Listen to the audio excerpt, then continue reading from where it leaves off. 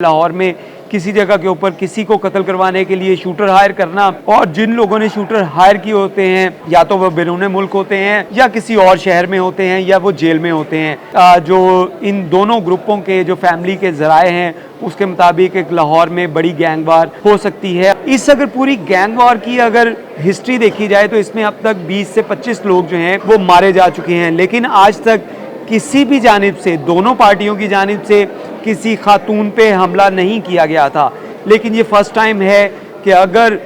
इसके अंदर किसी गैंग की जानिब से जो है हमला किया गया तो उसमें खातून जो है वो डैमेज हुई, उनको गोलियां लगी। तो इस हवाले से अब जो तफ्तीशी इदारे हैं, पुलिस हुकाम हैं, उनके मुताबिक ये गैंग वॉर मज़ीद बढ़ सकती है। 2010 की अगर बात की जाए तो 2010 में बिल्ला ट्रक्कावाला को लाहौर एयरपोर्ट पे उस वक्त कत्ल किया गया जब वो बैरून मुल्क से पाकिस्तान आ रहे थे। लाहौर एयरपोर्ट पे फायरिंग हुई तो ये लगा कि शायद कुछ दहशतगर्दी का वाक़या रूनुमा हुआ है, लेकिन कुछ ही देर बाद ये पता चल गया कि ट्रक्कावाले को एक खुरम नामी शख्स ने फायरिंग करके कत्ल किया। इस केस की तफ्तीश की गई और इस केस के अंदर भी तीफी भट्ट और गोगी भट्ट को नामजद किया गया, लेकिन उस केस में भी कुछ ना हुआ। उसके बाद कुछ अरसा बाद उनके कत्ल के बाद, बिल्ला ट्रक्कावाला के कत्ल के बाद, उनके दो साहबजादे जिसमें अमीर बलाज और उसके साथ अमीर मौसब, ये पाकिस्तान आए। पाकिस्तान क्योंकि ख़ानदानी दुश्मनी इस हद तक बढ़ चुकी थी कि दोनों ख़ानदानों ने, तीफी भट्ट, गोगी भट्ट या ट्रक्कावाला ख़ानदान ने अपने बच्चों को बैरून मुल्क शिफ्ट कर दिया था। और ट्रक्कावाला के कत्ल के बाद अमीर बलाज और अमीर मौसब जो हैं ये पाकिस्तान आए। कुछ अर्सा के बाद तीफी भट्ट के घर नसीराबाद में एक फायरिंग का वाक़या रूनुमा हुआ। उस फायरिंग में कोई जानी नुकसान तो ना हुआ, लेकिन उसका मुकदमा अमीर बलाज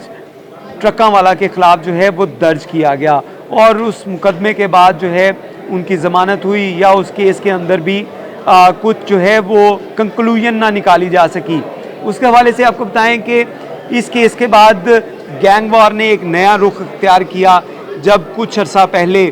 अमीर बलाज को उस वक्त कत्ल किया गया जब वो अपनी सिक्योरिटी गार्ड्स के साथ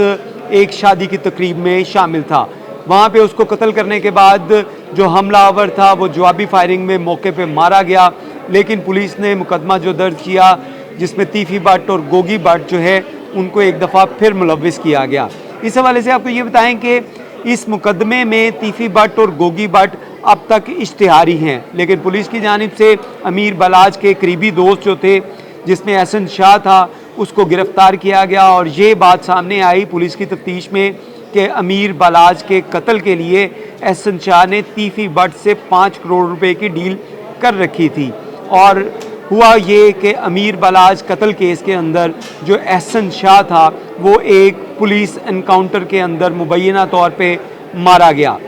उसके कत्ल के बाद या उसके एनकाउंटर के बाद ये शुनीद थी कि लाहौर में गैंग वार का सिलसिला फिर उठेगा, और हुआ भी कुछ यूं ही। कुछ दिन पहले अमीर मौसब जो थे वो बैरून मुल्क चले गए, और जो अब जो है वो जावेद भट्ट जो तीफी भट्ट के बहनोई हैं उनको उस वक्त कत्ल किया गया जब वो अपनी बेगम के साथ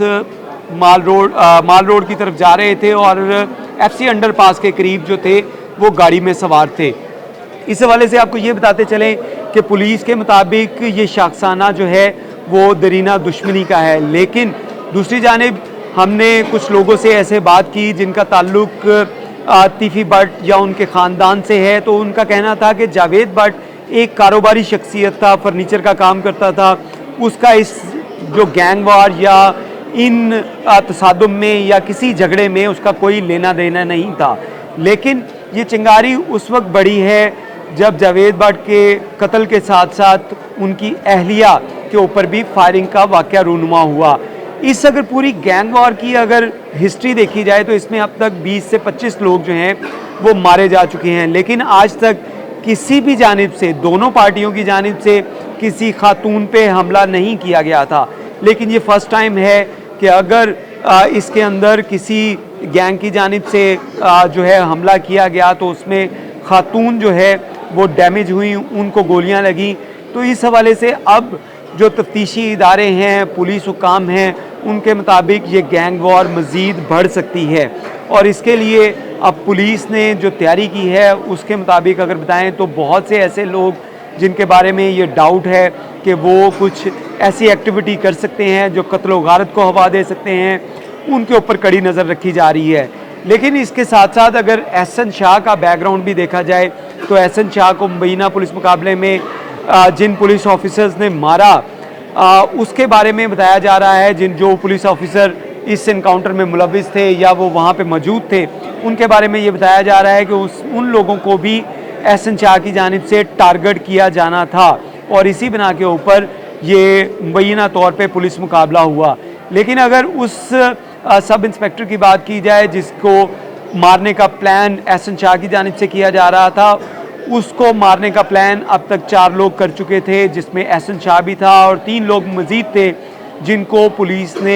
पुलिस एनकाउंटर में वो तमाम के तमाम लोग मारे जा चुके हैं। और पुलिस की मुद्दत में जो मुकदमात दर्ज किए गए उसमें यह बताया गया कि CA का जो सब इंस्पेक्टर है शकील भट्ट, उसको मारने की प्लानिंग की जा रही थी और जो मारने वाले थे वो लोग तो इनकाउंटर में मारे गए, लेकिन उनके साथ साथ जो उनके फैमिली मेम्बर थे उनके खिलाफ भी मुकदमा दर्ज किया गया। तो ये गैंग वार जो है वो लाहौर में क्या होने वाली है, इस हवाले से पुलिस के जो आला हुक्काम हैं और कुछ जो इन दोनों ग्रुपों के जो फैमिली के ज़राए हैं उसके मुताबिक एक लाहौर में बड़ी गैंग वार हो सकती है। और उसके लिए अगर बैकग्राउंड में जाया जाए तो ये वाक़यात जो हैं ये बहुत आसानी के साथ रूनुमा होते नज़र आते हैं। लाहौर में किसी जगह के ऊपर किसी को कत्ल करवाने के लिए शूटर हायर करना, और जिन लोगों ने शूटर हायर किए होते हैं या तो वह बैरून मुल्क होते हैं या किसी और शहर में होते हैं या वो जेल में होते हैं। तो इस तरह के वाक़यात की रोकथाम के लिए यकीनी तौर पे पुलिस, कानून नाफिज करने वाले इदारों को अपना किरदार अदा करना होगा ताकि लाहौर में ऐसी गैंग वार जो है वो सर ना उठा सके और मज़ीद जो लोग हैं वो कत्ल व गारत से महफूज रह सके। जी।